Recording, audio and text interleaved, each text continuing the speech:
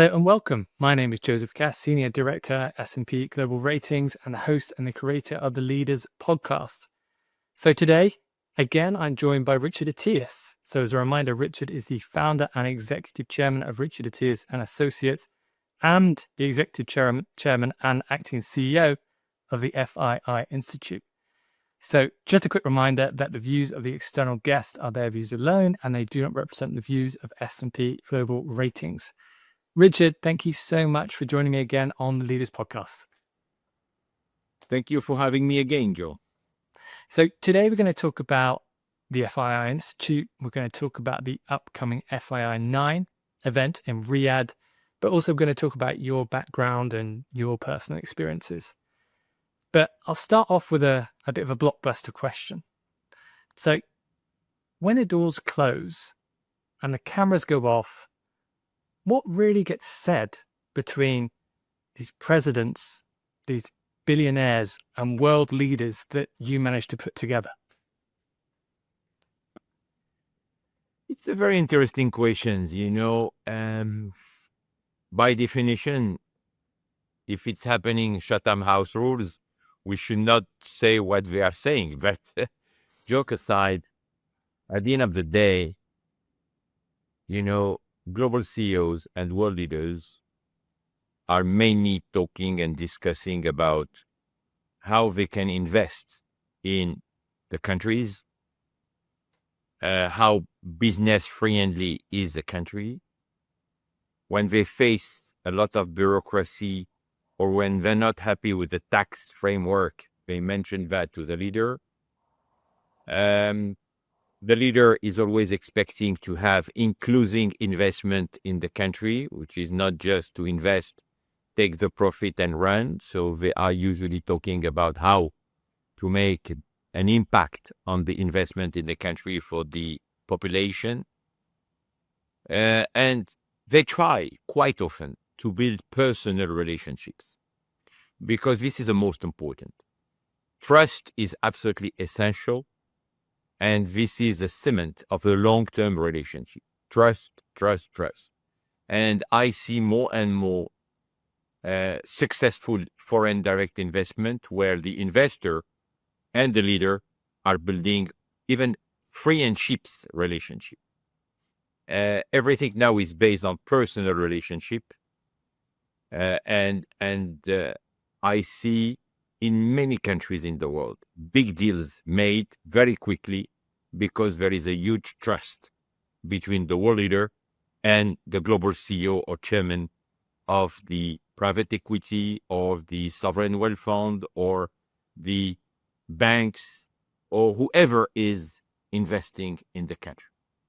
And last but not least, they speak quite often off record on what are the challenges in terms of stability and security of the country? Because investors are always extremely concerned where they feel a lack of stability or uncertainty in the country. So these are the conversations happening behind the door. Fantastic. So Richard, I wanted to talk a bit more about the upcoming FII 9 conference in Riyadh, so that the big kind of high-level theme is the key to prosperity. What can attendees expect from this year's event? If you allow me, Joe, we will make a quick look at what happened since 2020, the past 5 years. 2020, we were the only conference which was hosted in the world despite COVID. And we were absolutely convinced that the humanity is extremely resilient and that will come even stronger post-COVID. This is why we hosted under the thematic, the Neo-Renaissance. We had the feeling that the world will come back and we will see a renaissance in many sectors like tourism, where, as you know, now the number of visitors, airports, traffic, are even bigger and higher than it was before COVID. And this is happening in many sectors. So from Neo-Renaissance, we realized when we hosted this hybrid conference in Riyadh that many investment now should be done with purpose, and that we're ignoring some important sectors which will have an impact on humanity. This is why 2021, we say invest on humanity, and sectors like healthcare, education, we were ignored or underestimated. And then the year after, we realized that the world is changing drastically, a shift between West and East, North and South. This is why we spoke about the new global order. And we realized that this new global order was a reality, and that investors, CEOs, world leaders, they needed something. They needed a tool, which was the thematic of the year after, the new compass, to understand how to navigate and to understand in which direction the wind was blowing for investors, in which geographies, in which sectors they should invest. And we realized that these new sectors were new horizons, were offering infinite horizons, infinite opportunities, which was the thematic of 2020, of the 8th edition in 2024. And then what is happening this year? We are hearing more and more the citizens of the world, thanks to our great survey called the FII Priority Report, that citizens, they really want to have a little bit of prosperity. And prosperity doesn't mean money. Sometimes it means dignity, just to not be left on the side. So this is why this year we are curating all conversation around one topic. Please, ladies and gentlemen, delegates of FII, try to tell us how we should unlock the keys for prosperity in all sectors, in all geographies. AI is fantastic, but AI should be inclusive. So what should we do for countries or continents like Africa or some countries in Latin America or even in Asia to not be left behind this AI revolution? Access to technology, access to food security, access to education. So let's unlock all these opportunities. Yeah, fantastic. Thanks. So, Richard, the FII works very closely with the Public Investment Fund, PIF. How would you describe the relationship, and what impact has the PIF had on shaping Saudi Arabia's broader position on a global stage?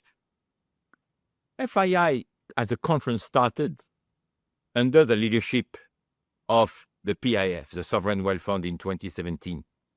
3 years later, we decided that the FII should become autonomous, and FII should be owned by a not-for-profit foundation called the FII Institute, to be totally independent financially and independent from an editorial point of view, which is absolutely the case now for almost 5 years. But PIF is the founding partner. And you cannot talk about investment, which is a core and the DNA of FII as a conference and as FII Institute, which wants to have an impact on humanity, unless you listen and you hear the opinion of the PIF. PIF is an amazing tool, and today is almost $1 trillion under management. And we are involved in so many sectors, 100+ portfolio companies in almost all sectors. So the relationship is fantastic. By great and good coincidence, our chairman of the FII Institute, His Excellency Yasser Umayyan, is also the governor of PIF.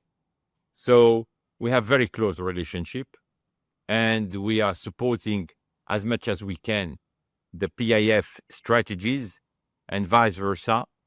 On day 3, for example, of the F conference, which is on the 30th of October, we'll have a summit inside the FII conference about the assets management, curated by PIF and PIF experts.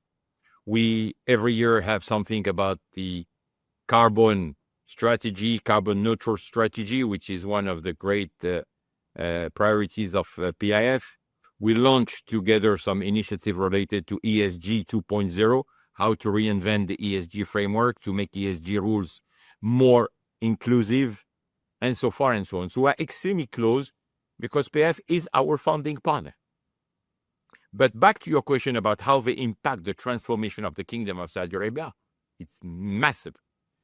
almost all the giga projects happening, like NEOM, Murabba, Darhiya, Qadiyya, all these Red Sea Global, all these projects which are transforming the landscape of the kingdom, creating jobs, launching so many new sectors, which is the Vision 2030. I would say, to summarize, that PF is definitely the platform and the tool which is implementing the Vision 2030 under the leadership of the Crown Prince, who is also the chairman of PF. Great. And Richard, you had, I think it was February this year, you had President Trump. So he joined your event on the FII priority events in Miami. How was that appearance organized, kind of logistically? And what was it like interviewing President Trump on stage? It was a great moment, to be honest, to interview the President of the United States of America. He is probably the most powerful man in the world, by definition.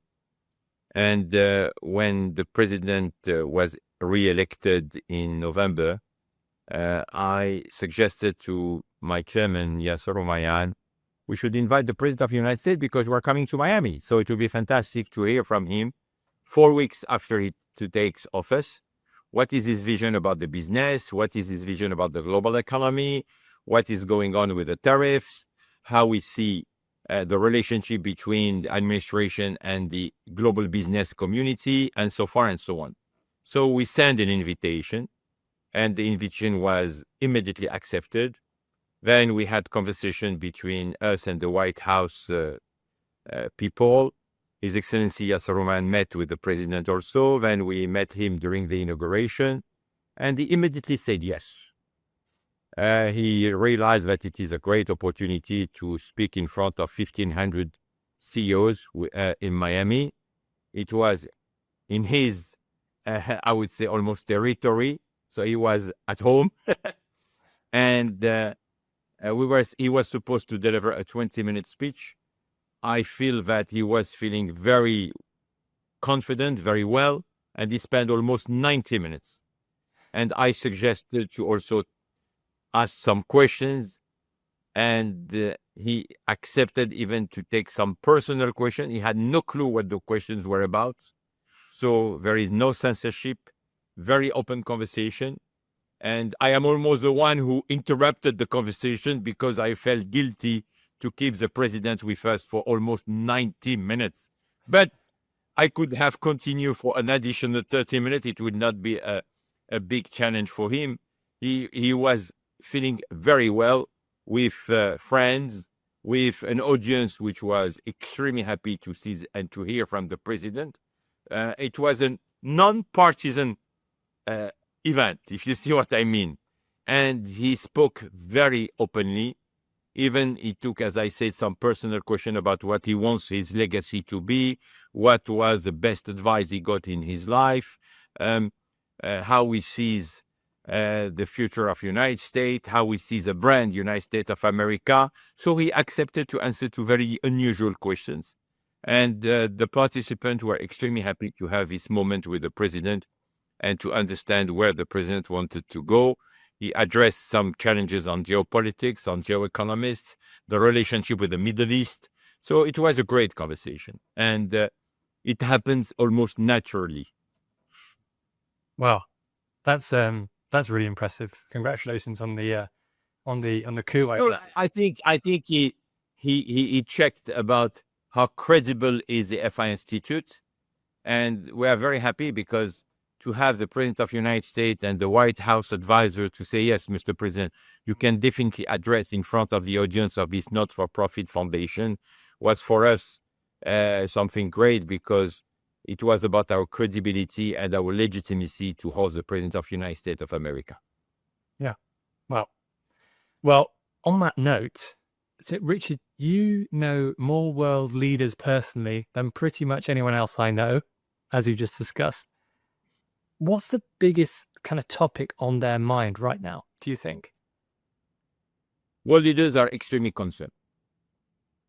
They're extremely concerned because almost on all continents today, you have conflicts or potential conflicts which could destabilize more and more our world, which could destabilize and penalize the growth of the economy. Geopolitics have an influence on geoeconomics, and this is concerning many world leaders because they want to build peace, because peace is a key element for prosperity. But we hope that we will see lights at the end of this tunnel of an era for more than 3 years now, where too many conflicts are slowing down the process of growth, while at the same time you have amazing opportunities thanks to new technologies, AI bringing so many opportunities for growth, progress in science bringing a lot of opportunities in biotech, in healthcare, and how to reduce poverty and how to make humanity more healthy.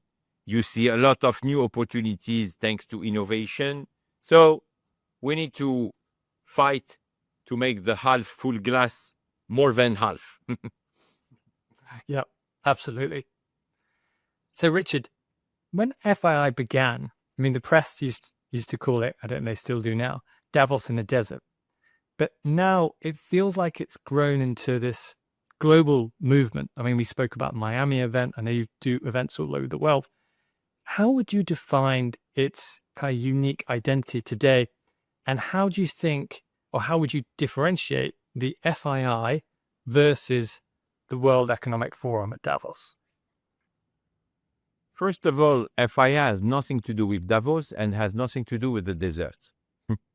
I think this cliche started from the very beginning because I was for 15 years producing the Davos Forum in Switzerland. So people made analogy. But Riyadh is far from the desert. Even if there is a beautiful desert in Saudi Arabia, Riyadh is becoming one of the most modern and developed capital in the world. Riyadh looks more close to Singapore than to any desert. Riyadh is much more closer to great developed Western and Eastern capitals in the world, and it is becoming one of these top 5 capitals in terms of growth, in terms of modernity. The skyline of Riyadh looks more close to the skyline of any global modern cities in the world, and at the horizon of Expo 2030, with all the giga project happening, Murabba and many things happening in Riyadh, it's far from being the desert. Now Davos is a global conversation, which is quite often also on geopolitics, while FII is extremely focused on geoeconomics. In Davos, you have conversation about really several topics, which has not often, I would say, talking about our value proposition is very simple. I will quote his wild Hannes Kronprinz, who in fact is the founder of the FII. The idea came from him, and I will always remember his definition of FII. Let's create a platform where investors and CEOs will come once a year to have a global conversation. It's not about Riyadh. It's not about promoting Saudi Arabia. It's really a global conversation to understand where they should put their money in terms of sectors and in terms of geographies. This is the definition of FII, which is quite different from the definition of Davos or Milken or Bloomberg conferences or even CGI, Clinton Initiative in New York. So our DNA is quite unique. And this is why we host every year, year after year, for the 9 consecutive year, 5,000 global CEOs. And the other parameter, which is quite interesting, is we are probably the most inclusive platform. You have people from China, from Asia, from America, from all parts of the world together in a very peaceful place, very neutral place, working together, networking together, debating together. And you have the old guard, the extremely successful global CEOs also sitting at the same table of the new generation of innovators, of tech pioneers, of students, because we try to be always extremely inclusive. And last but not least, people like you, influencers, media leaders, you are also part of the conversation because you are in the center of the conference center. We don't leave the media on the side. We want the media to be part of this conversation because you have this moral responsibility to share all the conversation, the knowledge, because we want also FII to be a platform and access for knowledge to be inclusive for even people who cannot join us, to be remotely being able to attend the conversation and to understand what's going on. So it's very different. I think it's a unique platform today. And this is why we are supported by more than 45 strategic partners, because they feel that what is happening is impactful. And we are at FII Institute, the foundation, launching many initiatives who are extremely tangible, and many of them could become resolutions that we share with international organizations like the United Nations, the G20, the G7, to be a resolution implemented also with the support of world leaders. Yeah, absolutely. And Richard, what are your, let's say, your hopes, aspirations for the FII Institute in the next, say, 3 to 5-ish years? It's a fantastic question because we are really in the middle of this strategy. The board and the executive committee are brainstorming and working hard now to, by the end of this year, which is literally tomorrow, come with a new strategy, a new business plan about what we want to achieve by 2030. Definitely, we want to be more global. We will, I hope, be able to implement offices on each continent, as much as we have now FII Priority Summit happening in Miami. We had one in Europe. We started in Albania a few months ago in Tirana because many world leaders were having and hosting their European conference there. Next year, we will probably look at the country where we will go, which will be one of the big European countries where other big and political events will happen, because we want to bring the business dimension. We are going to Tokyo in a few months. First week of December, we'll be in Tokyo for the FII Priority Asia Summit. So as much as we have our platforms and we create these dialogues all over the world, we need to also have a physical presence. So number one, the expansion will be physical by being more close to our strategic partners, to our members on each continent. Number two, we want to continue to be the owners, the catalyst, the inspiring force of 4 or 5 very practical but very impactful initiatives which will become resolutions on AI, on healthcare, on how to protect the oceans. We have already these 3 great initiatives that we will present and explain how they are deploying at FII 9, on how to, for example, wave great initiative initiated by Her Royal Highness Princess Rima, the ambassador of Saudi Arabia in the United States of America, which is also a member of our board, on how to generate, clean, and recreate the oceans, which is extremely important. We want an initiative on AI be inclusive, to not leave on the side I would say, underprivileged countries or people to have access to AI and technology. And last but not least, we want to create initiative resolution to make a more healthy humanity. So we want to have more impactful initiatives. So to be global, to have more initiatives, to definitely be the home of more members to join us, because each single individual could contribute to ideas, to impact, to, I would say, initiatives, ideas. And last but not least, which is extremely important, we want to be the most inclusive platform, and probably the most desired. I will not say loved because it's too ambitious, but the more desired platform for the youth.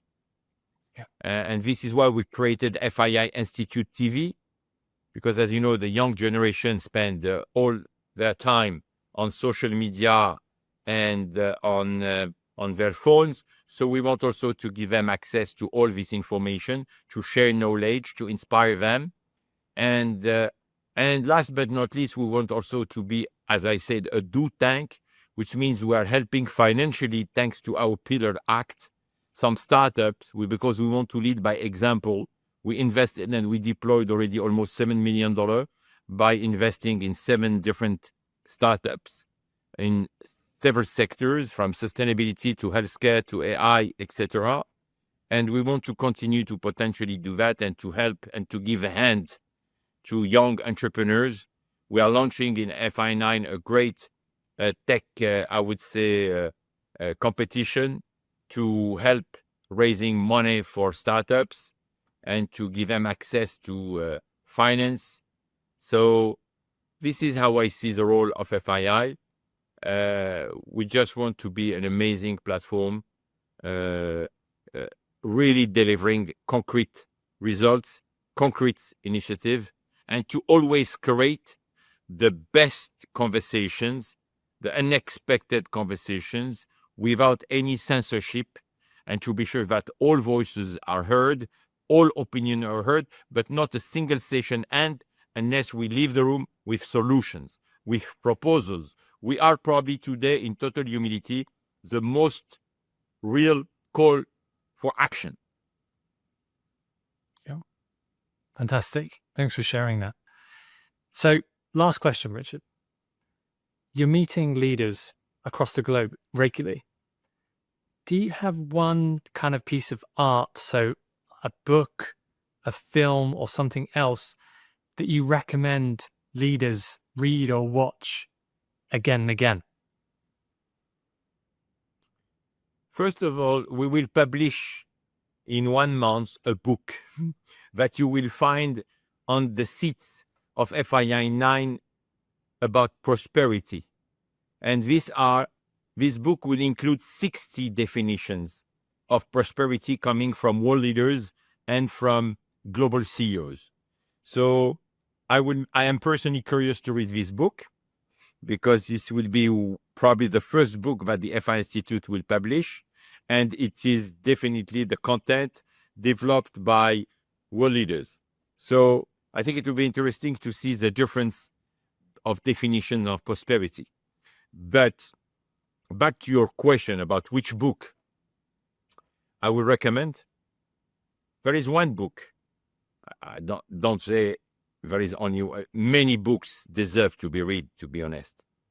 But personally, I like one book which was written by Andy Grove, who was the global CEO of Intel years and years ago.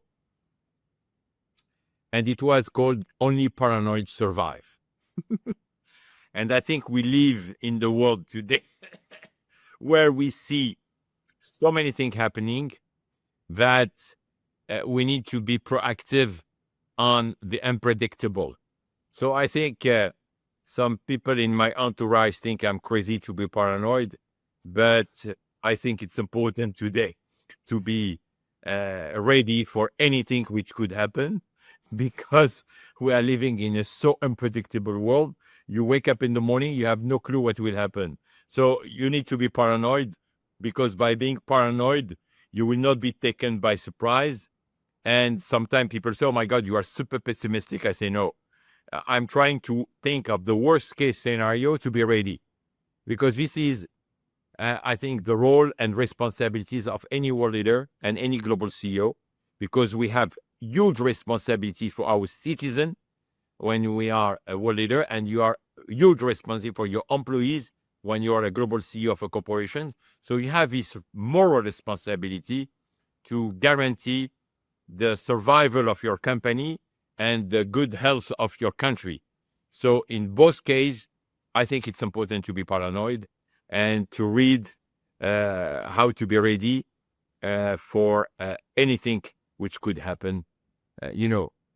If you are thinking of COVID, no one was ready for this tsunami which happened and impacted the humanity for more than a year, where all cities, countries were locked down, cities became ghost cities, and it has a huge impact.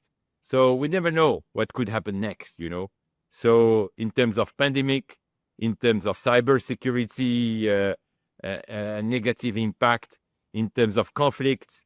So we need to be ready for the worst case scenario to be sure that we will be able to immediately react and to show that our humanity is extremely resilient and can survive to anything. Fantastic. Well, Richard, it's always a pleasure having you on Leaders. Thanks so much for joining. For everyone watching, for everyone listening, see you next time on the Leaders Podcast.